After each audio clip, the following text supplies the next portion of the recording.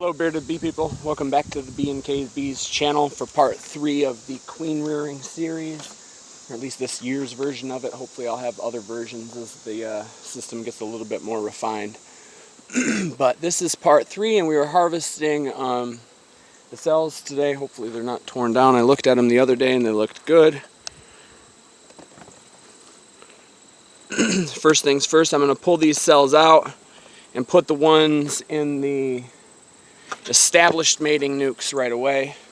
Then I'm going to have to populate a couple of other mating nucs and put some in virgin emergence cages because I don't have all of the mating nucs set up for all 29 cells.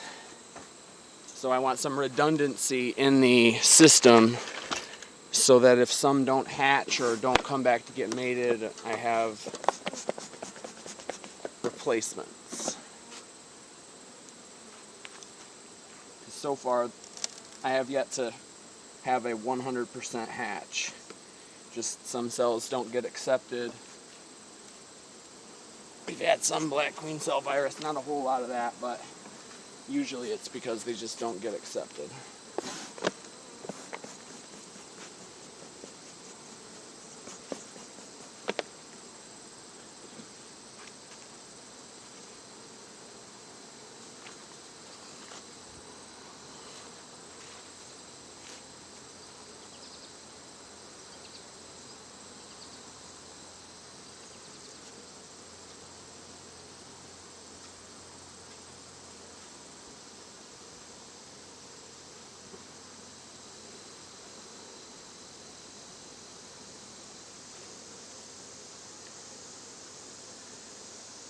Alright, looks good.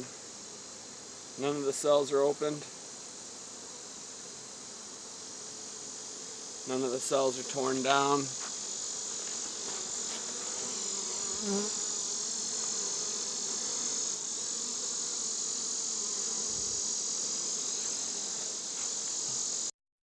Okay, so I put some real light tissue paper in this bucket.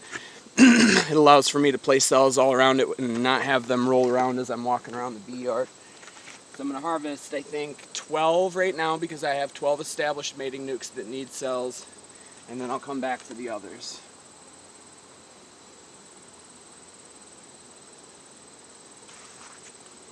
These are beautiful. You can see they're still filled with royal jelly up at the top, meaning they were extremely well fed.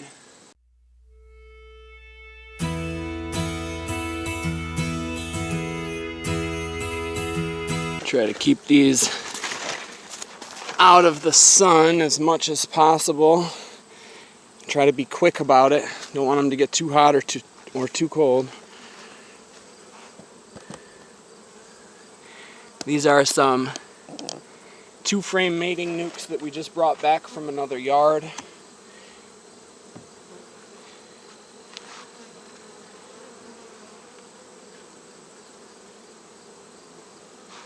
Putting them in cell protectors just to be sure. I mean, they have been queenless for almost a day, so it's probably not necessary, but I'd really rather not have any of these cells torn down. They do have brood, it's mostly capped, but that doesn't mean that there's not an egg in there somewhere that they'd rather make a cell from.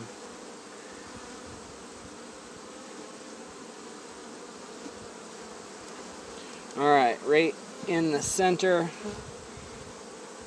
of where they're going to cluster at night. Just push it right in, try not to trap any bees. Whoops. Try not to do that. Alright, so it's right in the center. These bees aren't happy.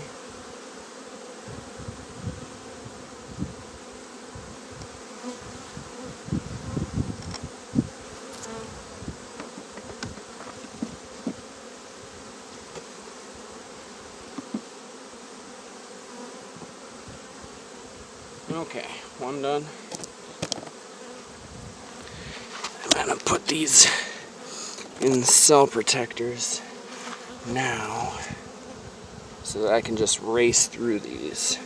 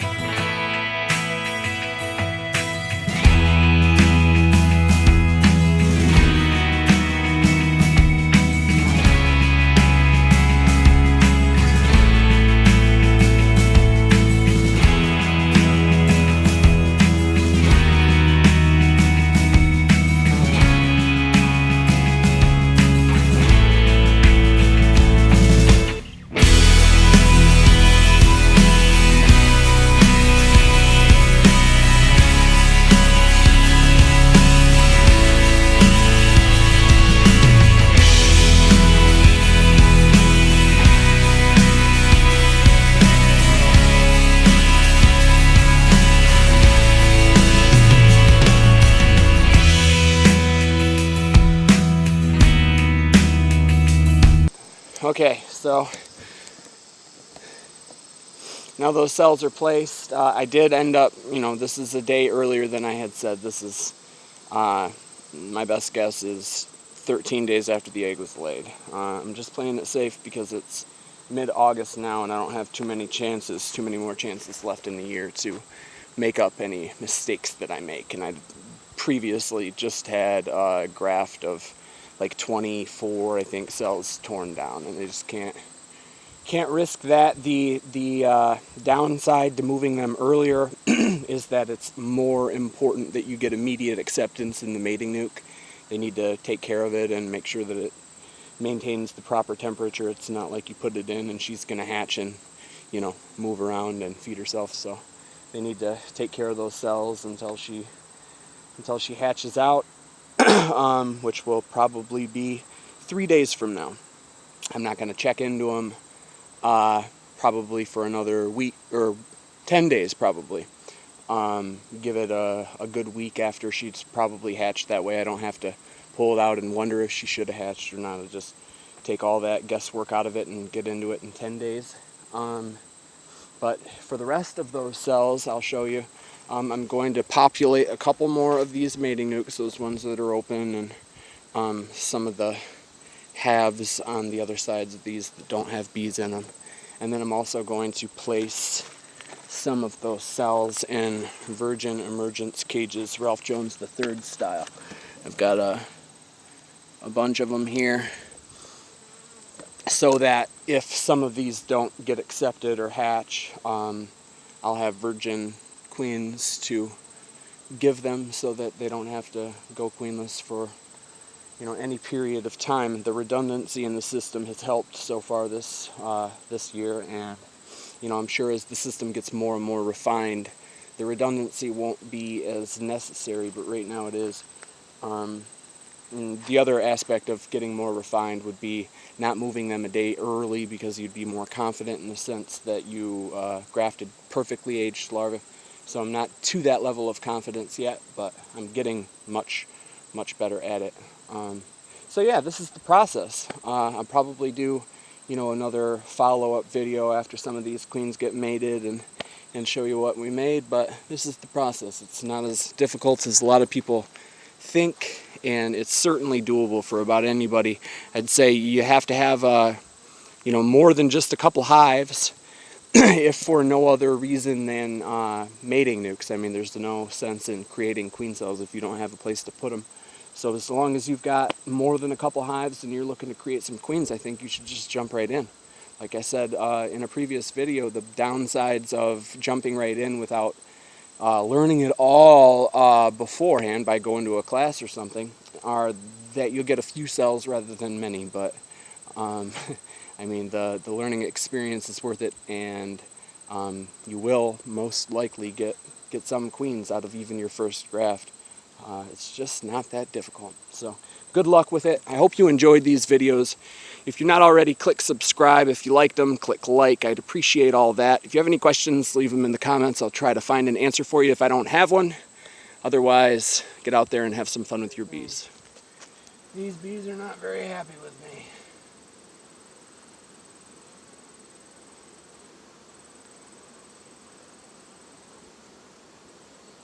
Okay, I'm taking the bar off just below it. It's empty. It will allow me to more easily